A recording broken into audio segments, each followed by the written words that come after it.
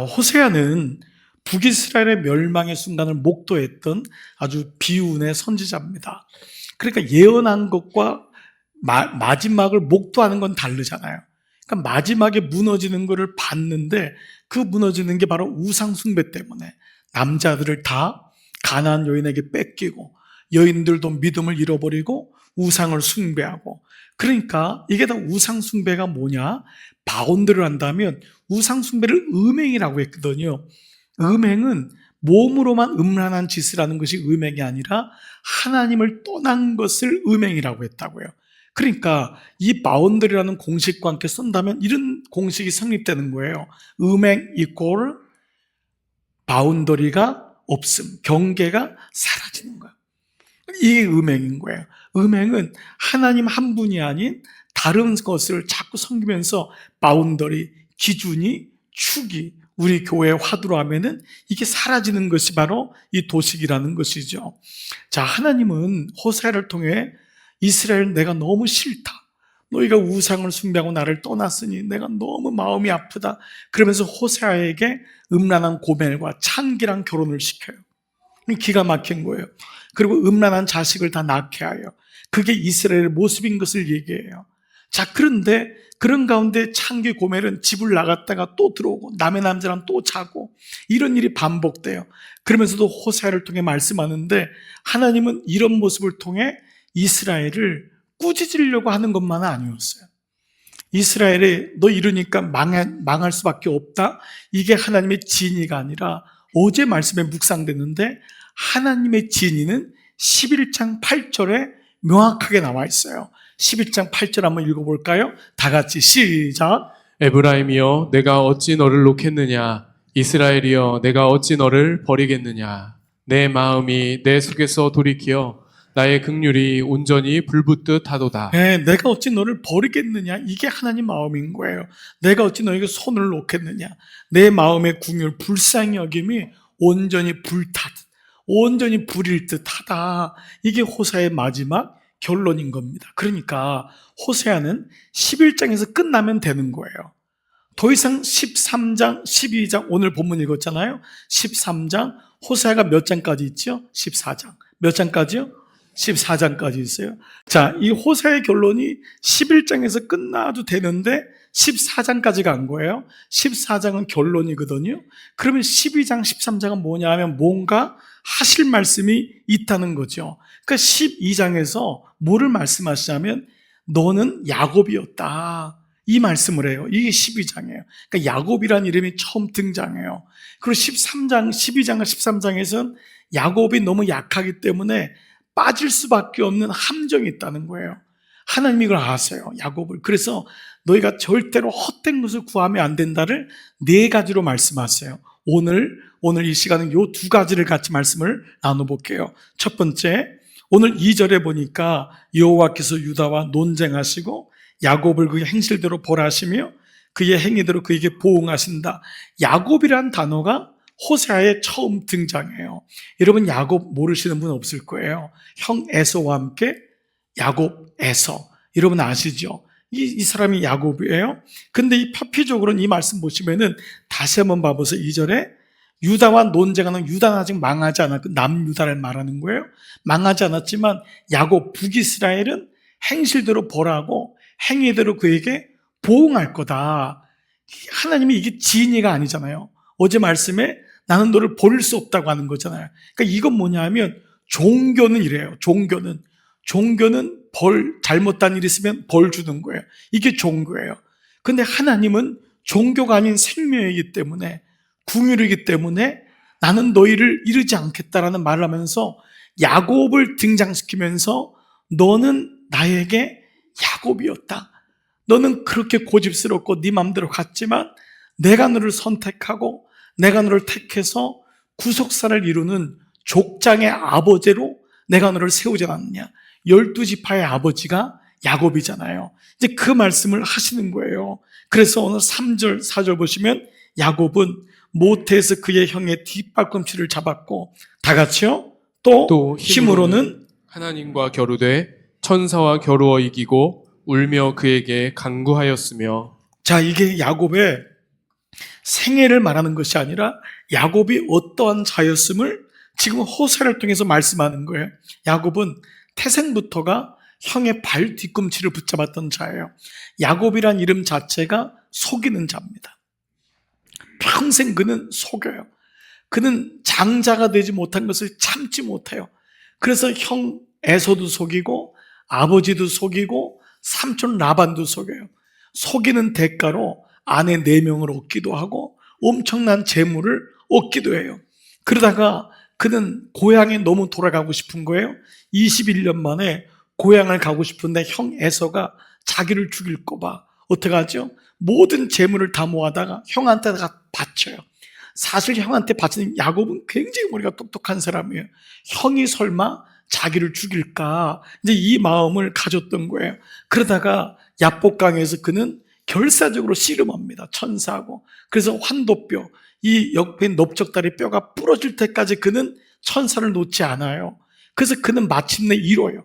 그의 재산도 보존하고 형 에서에게도 화해하고 아버지께로도 돌아가요. 그런데 많은 사람들이 이 야복강에서 야곱이 변했을 거다라고 하지만 아니에요. 여기서 하나님이 천사가 물어요. 너 이름이 뭐냐라고 물어요. 그러자 내 이름은 야곱이니이다. 야곱이니이다. 이게 참 기가 막힌 거예요. 그렇게 많이 벌었고 그렇게 많이 얻었는데 여전히 내 이름은 속이는 자예요. 도둑놈이에요. 그러자 하나님이 뭐라 하냐면 이제는 너의 이름을 야곱이라 부르지 말고 이스라엘이라 불러라. 근데 이스라엘은 하나님과 겨루어 싸워서 이겼다는 거예요. 그러면 이 말은 야곱이 하나님을 이겼단 말일까요? 그렇잖아요. 이 말의 의미는 하나님이 져주셨다는 거예요. 너 이름을 이스라엘, 이 말은 앞으로 너가 이스라엘의 족장이 될 거다. 구원의 계보를 시작하는 출발점이 될 거다. 라는 얘기를 하지만은 아직까지 야곱은 변함이 없습니다. 아버지에게로 돌아간 숫곳에서 그는 자기를 위하여 우리를 짓는다는 말씀이 그대로 나와요. 그리고 땅을 사요. 거기서 그는 하나님을 예배하잖아요. 여전히 재산을 증식시키고 그는 옛날에 했던 행동을 그대로 해요. 그랬던 야곱에게 외동딸 디나가 강간 나가는 사건이 일어납니다. 그때 12명의 자식들의 민낯이 다 드러나요. 그리고 그때 자식의 아픔을 통해 자기를 봐요. 그때 자기를 보는 거예요. 그때 하나님이 뭐라고 하냐면 야곱에게 야곱아 베델로 올라가라. 베델로 올라가라. 그 베델은 라반 삼촌 집에 갈 때 그 광야에서 하나님께 너무 두려워서 자던 돌베개를 세우고 어머니가 주신 기름을 붓고 하나님이 저를 지켜주시면 제 인생의 10의 1을 주님께 드리고 평생 예배하는 자가 되겠습니다 라고 했을 때 거기를 벳엘 하나님의 집이라고 명명했던 곳이에요. 그 베델, 하나님 만났던 베델로 올라가라고 주님이 말씀하세요. 그래서 오늘 4절이 바로 그 말씀이에요. 하나님은 다 같이 시작. 하나님은 베델에서 그를 만나셨고 거기에서 우리에게 말씀하셨나니. 이 야곱을 기억시키는 거예요. 그 베델에서 너를 만나 주었고 그 베델에서 우리에게 말씀하셨는데 야곱에게 뭐라고 말씀했냐면 내가 너를 보호할 거다. 내가 너의 구속자가 될 거고 너의 허리에서 이스라엘의 왕들이 나올 거다 라고 하는 구속사적인 말씀을 야곱에게 주었던 거예요. 바로 이 야곱, 그렇게 머리가 빠르고 그렇게 세상적인 세속사의 감을 가지고 살았던 그 사람, 그렇게 지기 싫어하고 그랬던 그 사람, 그러나 하나님이 그를 부르신 거예요. 그 같은 그를 부르셔서 그로 인해서 구원의 계보가 흐르는 하나님의 사람으로 세우셨는데, 이런 야곱을 오늘 설교 제목이 뭐냐 하면 이사야가 고백했던 거예요. 하나님이 이사야 선자를 통해 고백했던 말씀이 여러분이 들어보신 적이 있는 이 말씀, 지렁이 같은 너 야곱아. 이 말씀 여러분 들어보신 적이 있으실 거예요. 이 말씀은 이사야 41장 14절에 나오는 거예요. 이스라엘을 향해서 뭐라고 하냐면 지렁이 같은 너 야곱아, 너희 이스라엘 사람들아. 똑같은 말이에요. 두려워 말라. 나 여호와가 말하노니 내가 너를 도울 것이라. 내 구속자는 이스라엘의 거룩한 자니라. 주님이 여기에 대한 말씀을 해요. 그런데 혹지 않은 어떤 사람은 지렁이 같은 너 야곱아. 이게 굉장히 듣기 싫은 소리죠. 아무리 우리가 하잘 것 없어도 지렁이 같이 우리를 비유할까? 이거 좀 너무 지나친 말이 아닐까? 그것도 징그러운 이런 흉측한 미물 같은 지렁이에다가 우리 인생을 비교할 수 있을까라고 하지만 이 말씀의 뜻은 그 말씀이 아니에요. 물론 여기 나온 톨레아라는 단어가 히브리 말이에요. 톨레아가 지렁이인데 영어로 worm, 작은 벌레입니다. 근데 우리나라 사람에겐 지렁이가 그때 흔했기 때문에 지렁이라고 말했지만 이 말의 관용어는 지렁이 같은 너 야곱아, 개역 성경에는 버러지 같은 너 야곱이라 했지만 이건 하대하는 말보다는 어떤 의미가 있냐면 너 멸시받고 하찮게 여겼던 야곱아, 사람들이 그렇게 야곱을 멸시하고 스스로가 나는 아무것도 아니야 그렇게 하찮은 야곱아, 혹은 너 약하디 약한 야곱아, 약골 야곱아, 그리고 너는 수도 적고 약하구나, 이 말씀을 주시는 거예요. 이건 뭐냐 하면 야곱의 인생을 보면서 그렇게 자기 힘으로 재산을 모으고 장자권을 얻으려고 그렇게 애를 썼던 야곱의 모습을 보면서 하나님이 너는 나 없이는 살 수가 없는 존재구나, 너는 은혜가 필요한 존재구나, 너가 그렇게 멸시함을 받는 걸 힘들어서 그렇게 열심히 달리고 돈을 모으고 좋은 대학 가고 그렇게 열심히 달렸는데 너는 은혜가 필요한 존재구나, 정말 너는 약한 존재구나 라고 하는 아버지의 눈으로 보는 말씀이 바로 이 말씀이에요. 그러니까 지렁이 같은 너 야곱아는 우리를 하대하는 말씀이 아니에요.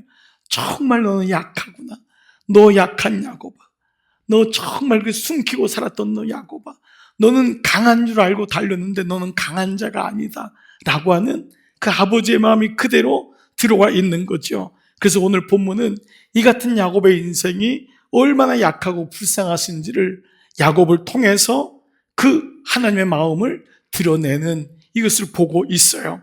자, 여러분 한번 적용 질문해 볼게요. 내게는 혹시 야곱의 어떤 부분이 보이십니까? 여러분도 나름대로 열심히 달려오고 열심히 뭔가 감추고 강해 보이려고 하고 속일 수밖에 없고 이런 우리가 인생이란 게 사실 그렇잖아요. 그런데 하나님이 우리를 아는 거예요. 너의 모습은 원래 그렇지 않은데 그 모습을 하나님이 보시는 거죠. 우리도 야곱같이 환도뼈가 부러질 때까지만 일도 하고 강구해보기도 하고 그랬던 우리 모습, 그리고 장자권 얻으려고 형도 속이고 라반도 속이고 아버지도 속였던 그런 모습, 이 모습이 야곱 속에 있는 거죠. 그런데 하나님이 이런 야곱을 구원하신 것을 말씀하고 있어요. 자, 이런 가운데 두 번째는 이 지렁이같이 약하고 약한 야곱이 헛된 것을 구하는 거예요. 그래서 이스라엘이 계속해서 망하게 돼요. 그래서 호세아를 통해서 오늘 12장, 내일의 13장에서 하나님이 네 가지를 경계하라고 해요. 이거는 구원받은 자녀가 이 땅을 살아가면서 어떻게 살아가야 될지를 우리에게 말씀하고 있습니다. 어떠한 경계를 우리 삶에 있어야지만 그 빠진 웅덩이에 또 빠지지 않거든요. 우리가 인생이 참 약한 게 이거 실수인데 또 빠지는 거예요. 아버지가 빠진 웅덩이에 자식이 또 빠지고 또 손주가 빠지고, 이러한 모습을 볼 때마다 네 가지의 우리의 경계해야 될 약한 모습이 뭐냐, 이것을 말씀합니다. 네 가지인데 첫 번째가 오늘 12장 1절부터 6절까지인데 헛된 투자입니다. 자, 이것은 세월과 시간을 잘못 소비하는 거잖아요. 12장 1절 같이 시작. 에브라임은 바람을 먹으며 동풍을 따라가서 종일토록 거짓과 포악을 더하여 아수르와 계약을 맺고 기름을 애굽에 보내도다. 에브라임은 바람을 먹고 동풍을 따라간다는 건 누가 뭐라 하면 거기 다 휩쓸려 간다는 거예요. 바람 따라간다는 거예요. 집에 바람이 불었다, 인생에 바람이 불었다는 건 좋은 말이 아니잖아요. 이 이스라엘의 마치 모습이 이렇게 세상 사람들 따라 우상을 따라 동풍을 따라가고, 그러니까 종일토록 그거를 때우려고 거짓말하게 되고, 이 포악은 분노예요. 또 자기가 썩낸 놈이 썩낸다고 또 분노하고, 그래서 아수르가 강하면 아수르하고 계약을 맺고, 애굽이 강하면 애굽에다가 올리브 기름을 다 짜가지고 거기다 보내고, 이게 뭐죠? 하나님이 아닌 오만 것에 투자하는 백성의 모습을 보여주고 있습니다. 야곱의 약함을 주님이 알고 있었어요. 야곱은 두 아내, 4명의 아내를 얻기 위해서 14년, 21년 동안을 애를 씁니다. 재산을 축적하려고 그렇게 애를 써요. 그리고 아버지께로 돌아가지만 여전히 그의 마음에는 또 재산을 또 축적해요. 이게 뭐죠? 계속적인, 그러니까 야곱의 인생은 사고 팔고 사고 팔고 속이고 속고 속이고 속고, 야곱에 또 뛰는 놈이 또 있는 거예요. 라반. 그러니까 매일마다 속였다가 속이고 속였다가 속이고, 이게 반복되는 인생을 헛된 투자라고 했던 것입니다. 물론 인생에는 이 투자라는 말이 소중해요. 여러분이 무언가를 얻으려면 투자해야지만이 얻을 거예요. 그런데 헛된 투자라는 것은 하나님 없는 투자예요. 하나님 없이 하는 투자. 그래서 첫 번째, 헛된 투자. 이 말씀은 너 안에 하나님이 있는가? 정말 먼저 하나님이 안에 있는가를 먼저 물어보고 있는 거예요. 두 번째는요, 12장 7절부터 14절인데 헛된 자랑에 속으면 안 된다. 헛된 자랑에 빠지면 안 된다. 12장 8절 시작.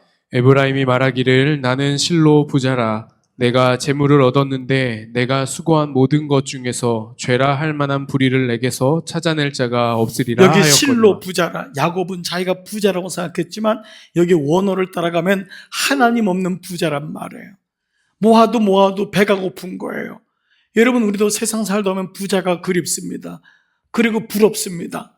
그런데 여기 하나님 없는 부자가 올 때 우리가 어떤 모습인지, 헛된 자랑이다.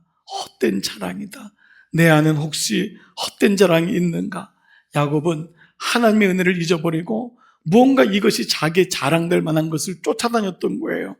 결국은 교만이 됐고 하나님 없는 부자가 되었죠. 이 헛된 자랑에 빠지면 안 된다라는 것을 말씀하고, 세 번째는 13장의 전반절인데 14장 1절부터 8절에 나오는 헛된 예배예요. 자, 13장 1절. 에브라임이 말을 하면 사람들이 떨었도다. 야곱은 형 에서를 속일 정도로 말에 능한 사람이었어요. 그래서 그가 말하면 사람들이 떨었다는 것은 감동되었다는 거예요.